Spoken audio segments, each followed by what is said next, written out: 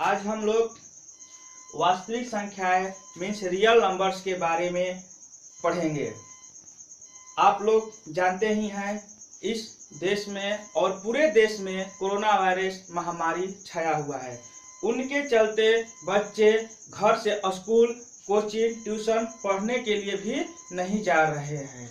तो हम इस चैनल पर वास्तविक संख्याएं पढ़ सकते हैं। देखिए, वास्तविक संख्याएं मीन्स रियल नंबर से इसको पढ़ने के लिए 7 क्लास में पढ़ना है, 8 क्लास में पढ़ना है, 9th क्लास में पढ़ना है और 10th क्लास में भी पढ़ना है। तो पहले वास्तविक संख्या होता क्या है, इनको हम पहले जान लेते हैं। तो इसका रूल पहले है प्राकृत संख्याएं, नेचुरल नंबर। तो प्राकृत संख्याएं क्या होती है? तो हम कह सकते हैं कि गिनती वाली सभी संख्याएं प्राकृत संख्या कहलाती है। जैसे 1, 2, 3, 4 ... इत्यादि। आगे है प्राकृत संख्याओं को n के द्वारा प्रदर्शित करते हैं। यहाँ हम ये कह सकते हैं कि प्राकृत संख्या को n के द्वारा हम यह कह सकते हैं कि n जो हमारा है संकेत है किसका? प्राकृत संख्याएं का। यह हमारा n प्राकृत संख्याओं का एक संकेत है। आगे हम देखेंगे 2 नंबर पर पूर्ण संख्याएं, होल नंबर। ये पूर्ण संख्याएं क्या है? तो पूर्ण संख्याएं के देखते हैं। तो प्राकृत संख्याओं के समूह में यदि शून्य और मिला दिया जाए तो पूर्ण संख्याएं कहलाती है। कहने का मतलब यह हुआ कि यदि हम प्राकृत संख्या, तो प्राकृत संख्या हम अभी बताए हैं कि 1, 2, 3 ये गिनती वाली सभी संख्या प्राकृत संख्याएं कहलाती है।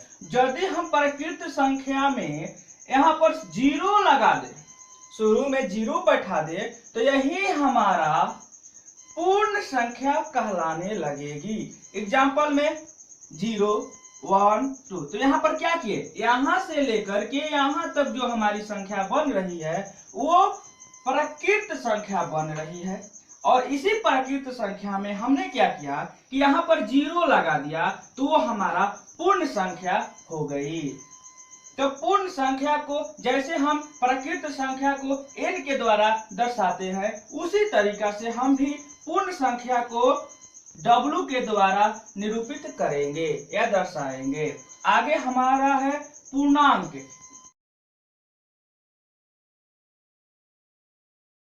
पूर्णांक क्या है? तो पूर्णांक पूर्ण संख्याओं के समूह में यदि प्राकृत संख्याओं के ऋणात्मक अंक और मिला दिया जाए तो उसे हम पूर्णांक कहते हैं। ये कुछ बहुत हम इसको हम यदि इस पर नहीं समझ में आया होगा तो हम एग्जाम्पल पर अच्छे से समझ जाएंगे। देखिए कैसे, जैसे बोल रहा है यहाँ पर पूर्ण संख्या के समूह में प्राकृत संख्याओं के ऋणात्मक अंक भी मिला दिया जाए। तो यहाँ पर मान लिया एग्जाम्पल से अच्छे तरीके से हम समझेंगे।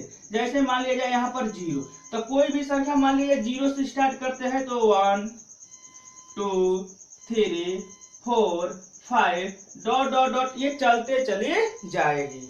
और इधर यदि हम 0 के इधर भी साइड ले लेते हैं तो इधर प्लस में, तो इधर भी हमारा आप लोग सब कोई जानते होंगे इधर माइनस में चलते चला जाएगा। और मान लीजिए इधर ऐसे ही तरीके से चलते चला जाएगा।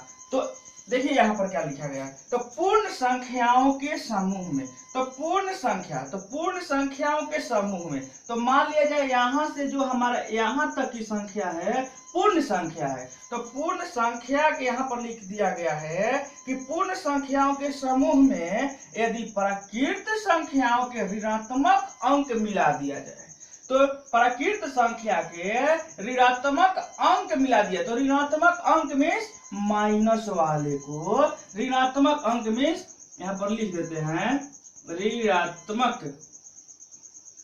ऋणात्मक क्या होता है, तो हम उसे माइनस से दर्शा देते हैं। तो ऋणात्मक वाले प्राकृत संख्याएं अगर हम इन 0 के बावें साइड अगर रख देते हैं और जीरो से इधर हम प्राकृत संख्याओं को भी ऐसे कह सकते हैं कि जीरो से इधर हम प्राकृत संख्याओं को धनात्मक रूप और जीरो से इधर हम ऋणात्मक रूप को रख दे तो हमारी सभी संख्याएं पूर्ण संख्या कहलाने पूर्णांक संख्या कहलाने लगेगी।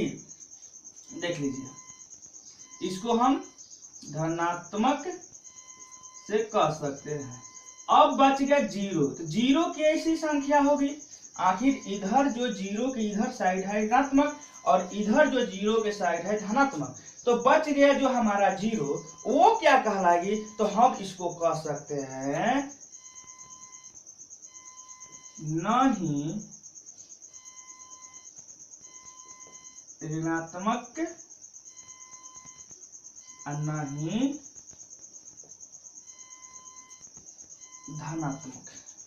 जीरो एक ऐसी संख्या है, न तो मेरी ऋणात्मक संख्या है और न ही धनात्मक संख्या है, और इन सभी को हम एक के क्या कह सकते हैं, तो हम इन्हें कह सकते हैं पूर्णांक। आगे हम चलते हैं। देखिए, ये जो हम पढ़े हैं अभी प्राकृत संख्या के बारे में, पूर्ण संख्या के बारे में और पूर्णांक संख्या के बारे में, ये हम लोग को अधिकतम हम लोगों को 7th क्लास को में भी देखने को मिलता है।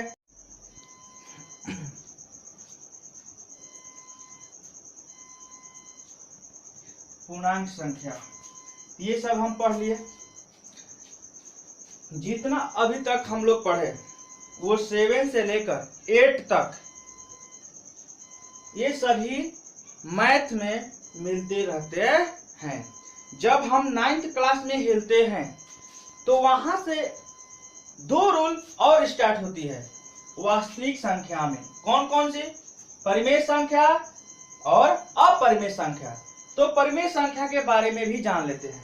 तो परिमेय संख्या जो संख्या p/q के रूप में लिखी जा सके, जहां p और q पूर्णांक है तथा q 0 के बराबर नहीं हो, परिमेय संख्या कहलाती है। हम यह कह सकते हैं अपने भाषा में, जो p/q के रूप में लिखा जा सके और q नॉट इक्वल टू 0। कहने का मतलब यह हुआ कि हम p/q के रूप में लिख सकते हैं और q के स्थान पर हम कभी 0 नहीं लिख सकते हैं, उसे हम परिमेय संख्या कहते हैं।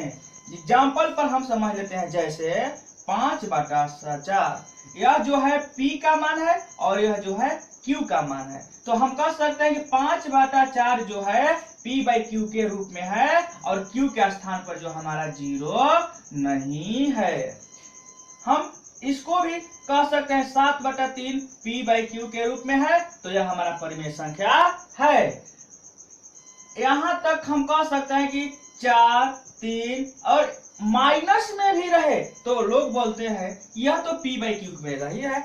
बच्चा लोग क्या बोलते हैं कि इनके तो नीचे जो है p कहाँ है p। तो आप लोग को पता होगा कि कोई भी संख्या के नीचे हमेशा एक छिपा रहता है। तो हम कह सकते हैं कि इनके भी नीचे मीन्स हर में एक क्या है, तो छिपा है।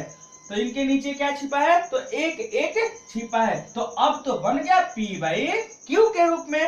तो हम इनको भी कह सकते हैं परिमेय संख्या। और 0 ये थोड़े ना कहा है कि p के स्थान पर 0 नहीं होना चाहिए, ये बोला है कि q के स्थान पर 0 नहीं होना चाहिए। तो हम कह सकते हैं कि p के स्थान पर 0 है तो उनके भी नीचे क्या छिपा है, तो एक छिपा है। तो हम इनको कह सकते हैं कि अभी संख्या क्या है, परिमेय संख्या है। आगे चलते हैं। यहाँ तक हम एक और नोट में यह भी लिख सकते हैं, नोट में हम ये लिख सकते हैं, ये सभी प्राकृत संख्याएं, ये सभी प्राकृत संख्याएं यहाँ नोट में लिख सकते हैं, सभी प्राकृत संख्याएं परिमेय संख्या है। देख लीजिए, ये सभी प्राकृत संख्या या तो धनात्मक या तो ऋणात्मक, वो सभी क्या है, परिमेय संख्या है। तो हम यह देख लीजिए, यह सभी जो है संख्या हमारा प्राकृत संख्याएं के आते हैं। आगे हम चलते हैं अपरिमेय संख्या के बारे में। अपरिमेय संख्या क्या होता है? जो संख्याएं p/q के रूप में न लिखी जा सके उन्हें हम अपरिमेय संख्या कहते हैं। जैसे मान लिया जाए, एग्जाम्पल में यहाँ बता देते हैं, एग्जाम्पल, इसका एग्जाम्पल यहाँ पर हम बता देते हैं। इसका जैसे मान लिया जाए √2 जो रूट में लगा हो।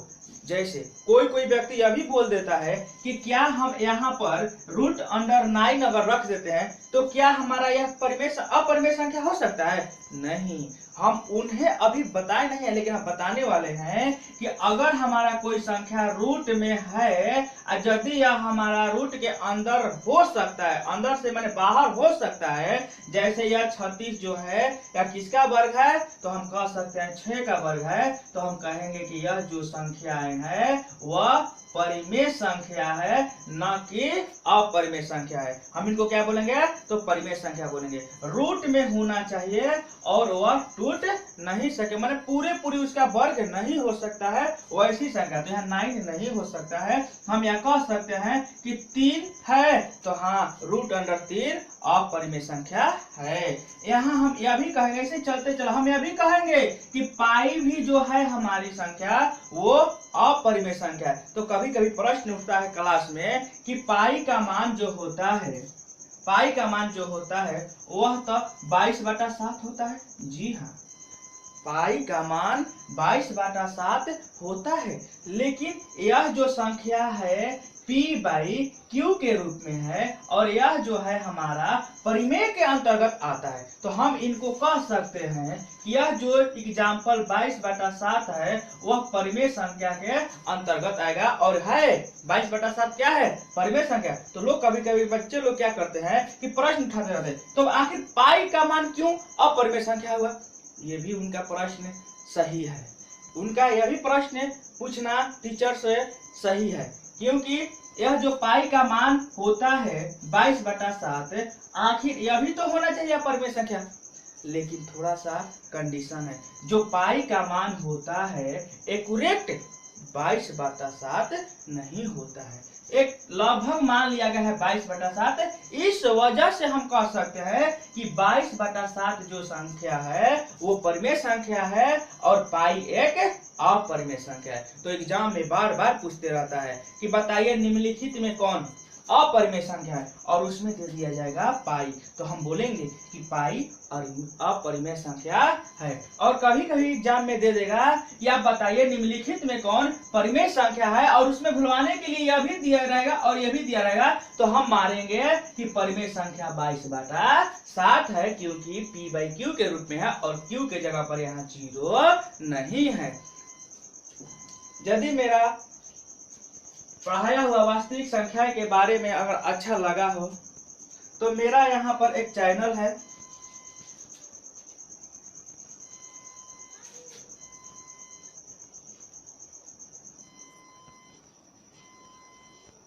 टारगेट विद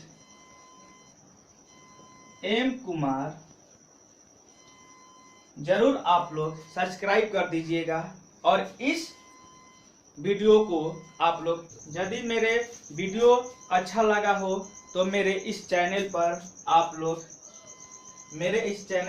आप लोग सब्सक्राइब जरूर कर दीजिएगा और इस वीडियो को लाइक जरूर कर दीजिएगा। जब आप लोग सब्सक्राइब कीजिएगा तो बेल आइकन को जरूर आप लोग टिपिएगा, क्योंकि आप लोग बेल आइकन नहीं टिपिएगा तो मेरा वीडियो जब डालेंगे यूट्यूब पर तो आपके पास नहीं पहुंच पाएगी। अगर आप बेल आइकन को टिप देते हैं तो आपके पास मेरा डाला हुआ सारा वीडियो आपके पास चले जाएगी। आप लोग